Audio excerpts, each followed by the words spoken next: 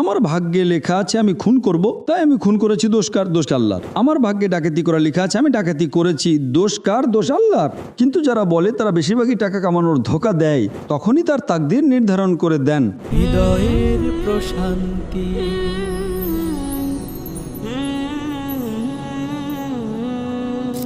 আমার নাম টিনা, আমি ফার্মাসি ছাত্রী এবং আমি হিন্দু।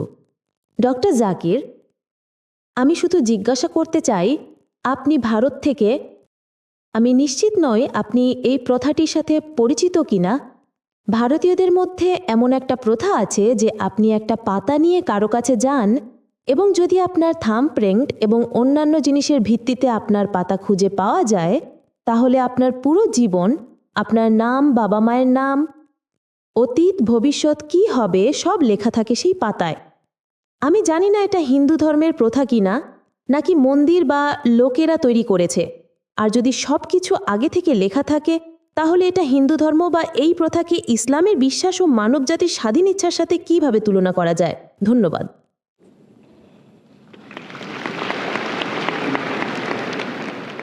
বোন একটা প্রশ্ন করেছেন যে ভারতে কিছু প্রথা আছে পাতা বেছে নেওয়ার, যাতে ভবিষ্যতের কথা লেখা থাকে। বিভিন্ন ধরনের প্রথা আছে, এটা শাস্ত্রের অংশ নাও হতে পারে, কিন্তু বিভিন্ন ধরনের মূলত ভবিষ্যতের কথা বলে। জ্যোতিষী ভাগ্যবেদের কাছে যাওয়া, রাস্তায় দেখবেন অনেক কার্ড রাখা থাকে, একটা তোতাগির কার্ড বেছে দেয়, তারপর তারা পরে ভবিষ্যৎ বলে। মেশিনে জন্ম তারিখ দিলে মেশিন ভবিষ্যৎ বলে। এগুলো খুব সাধারণ এবং লোকে এতে তাড়াতাড়ি টাকা কামায়। আমি প্রথমে বলি, আমেরিকায় একজন মনোবিজ্ঞানী 100 জন ছাত্রকে পড়িয়েছিলেন। 1 সপ্তাহ পর তিনি বললেন, আমি তোমাদের প্রত্যেকের অতীত বলবো। প্রত্যেককে আলাদা করে একটা চিঠি দিলেন, বললেন একসাথে খুলবে, খুলে বলবে আমি কতটা সঠিক। সবাই খুলল। 95% ছাত্র বলল প্রফেসর 90%-এর বেশি সঠিক, 5% বলল 80% সঠিক। রহস্যটা ছিল প্রফেসর সবার জন্য একই চিঠি লিখেছিলেন। উদাহরণস্বরূপ, মেশিনে জন্ম তারিখ দিলে বলে আগামী 10 দিনের মধ্যে আপনার খারাপ কিছু হবে, 100টা ভালো হলেও একটা খারাপ হবেই। পরের জনকে বলে ভালো কিছু হবে, 100টা খারাপ হলেও একটা ভালো হবেই। তাই এগুলোর বেশিরভাগই তাড়াতাড়ি টাকা কামানোর ধোঁকা। সরি, আমি শুধু বলতে চাইছিলাম কারণ আমার পরিবারে এটা করা হয়, তাই আমার পাতা পাওয়া গিয়েছিল এবং তারা পড়েছিল। তাতে যেমন আমি তো বিজ্ঞানের ছাত্রী, যুক্তি ও লজিক দিয়ে ভাবি এটা সম্ভব কিনা। কারণ কখনো কখনো তারা যা বলে, যেমন এটা তোমার মায়ের নাম সঠিক পেয়েছে, এটা বাবার নাম সঠিক পেয়েছে, আর আমি মনে করি এটা সংস্কৃত ভাষায়। তাই তোমাকে পুরোপুরি বিশ্বাস করতে হবে যে লোকটা যা বলছে, কারণ তুমি নিজে চেক করতে পারো না সঠিক কিনা।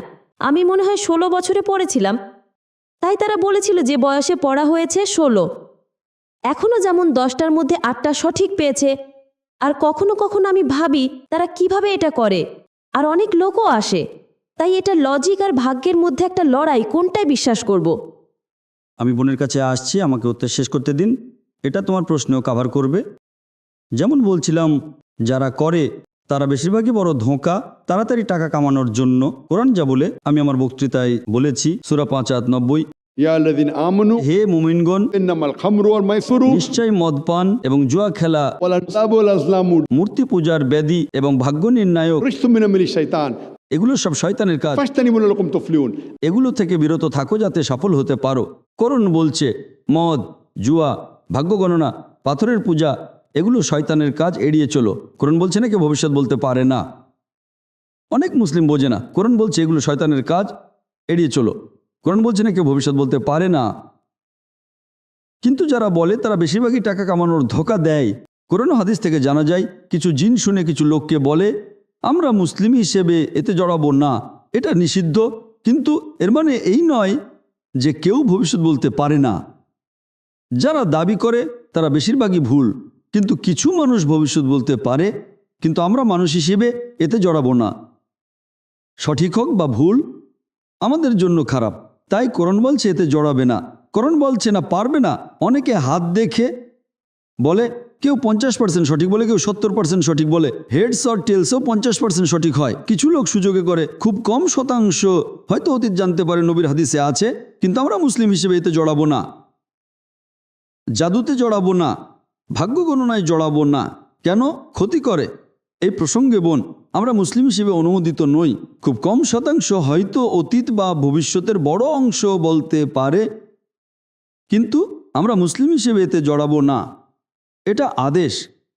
যেমন মদ খাওয়া যায় না, জুয়া খেলা যায় না, এতে জড়ানো ভালো নয়, নিষিদ্ধ। একই কথা বলবো মানুষ হিসেবে, যদি তুমি মনে করো কোরআন আল্লাহর কথা, কোরআন মানুষকে এতে জড়াতে দেয় না, দীর্ঘমেয়াদে তোমার ক্ষতি ছাড়া কিছু না। আশা করি প্রশ্নের উত্তর হলো বোন। এখন আমি তো দেখেই ফেলেছি, বরং বিকতাম না, কিন্তু এখন জেনে ফেলেছি এটা মাথায় আটকে আছে। কখনো কখনো বিশ্বাস বা স্বাধীন ইচ্ছাশক্তির উপর বিশ্বাস করতে চাইলে কঠিন হয়। এই প্রসঙ্গে আপনি কি মনে করেন, আমরা এখনো স্বাধীন ইচ্ছাশক্তি পালন করতে পারি নাকি ভাগ্য? বোন প্রশ্ন করেছেন, যদি তুমি জেনে ফেলো কি হবে, তাহলে স্বাধীন ইচ্ছা শক্তি পালন করতে পারো কি না। আমি বলেছি যে কেউ 100% ভবিষ্যৎ বলতে পারে না। তুমি বললে 10টার মধ্যে 8টা সঠিক, যেটা এখনও সঠিক হয়নি, হবে কি না জানো না। তুমি নিজেই বললে 80% সঠিক, হতে পারে নাও পারে। তাই স্বাধীন ইচ্ছা শক্তি আছে। ইসলামে আমাদের ভাগ্যে বিশ্বাস করতে হয়, এটা কদর, ইমানের একটি স্তর। আমি বলবো ভাগ্য কি? ইসলামে স্পষ্ট বলা আছে কুরআনে, আল্লাহ সুবহানাহু ওয়া তাআলা যখন কোনো শিশু জন্মায় তখনই তার তাকদীর নির্ধারণ করে দেন। কুরআনে আছে তুমি যা করবে সব আল্লাহ জানেন, কিন্তু এটা তোমার ফ্রি স্বাধীন ইচ্ছা শক্তির সাথে ইন্টারফেয়ার করে না। আল্লাহ স্বাধীন ইচ্ছা শক্তি দিয়েছেন। উদাহরণস্বরূপ, তুমি একটা চৌরাস্তায় এসেছো, তোমার সামনে রাস্তা 1, 2, 3, 4 আছে, তুমি যে কোনো একটি বেছে নিতে পারো। তুমি বেছে নিলে 2। আল্লাহ আগে থেকে জানেন এই তারিখে 29 সেপ্টেম্বর তুমি চৌরাস্তায় এসে 2 নম্বর রাস্তা বেছে নেবে। এটা এই জন্য নয় যে আল্লাহ লিখে রেখেছেন তুমি 2 নম্বর রাস্তা বেছে নেবে, তাই তুমি 2 নম্বর রাস্তা বেছে নিয়েছ। তুমি 2 নম্বর রাস্তা বেছে নিচ্ছ বলেই আল্লাহ আগে লিখে রেখেছেন। নইলে লোকে বলবে আমার ভাগ্যে লেখা আছে আমি খুন করব, তাই আমি খুন করেছি, দোষ কার? দোষ আল্লাহর। আমার ভাগ্যে ডাকাতি করা লেখা আছে, আমি ডাকাতি করেছি, দোষ কার? দোষ আল্লাহর। আল্লাহ তোমাকে অপশন দিয়েছেন, কলেজ শেষে কঠোর পরিশ্রম করে উপার্জন করতে পারো বা ডাকাতি। তুমি ডাকাতি বেছে নিয়েছো।